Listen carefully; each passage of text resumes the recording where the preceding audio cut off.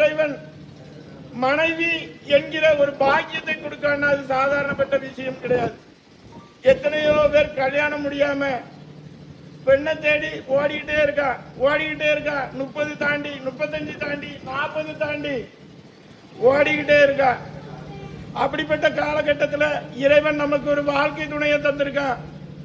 அந்த வாழ்க்கை துணையை எப்படி சந்தோஷமாக வைத்துக் கொள்ள வேண்டும், எப்படி சந்தோஷமாக வாழ வைத்துக் கொள்ளணும்னு பார்த்து இருக்கக்கூடிய காலகட்டத்தில் மனைவிக்கு எது பிடிக்கும் எது பிடிக்காது, எங்கேயோ வாழ்ந்து எங்கேயோ பிறந்து வந்தவ இன்னைக்கு உன் குடும்பத்தில் உன்னை நம்பி நீயே தஞ்சோனி உன் பாதத்துல உன் வீட்டுல நீனே சரணகதினி அடைஞ்சு இருக்கா.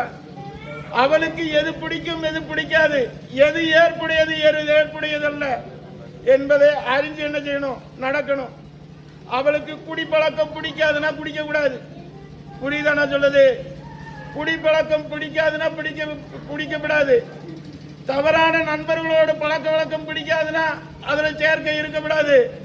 நான் சொல்ல புரியுதா? அவ என்னுடைய பாதத்தை நம்பி வந்துட்டா. இன்னையில இருந்து இருக்கக்கூடிய கெட்ட பழக்க வழக்கங்கள் எல்லாத்தையும் விட்டுறணும்.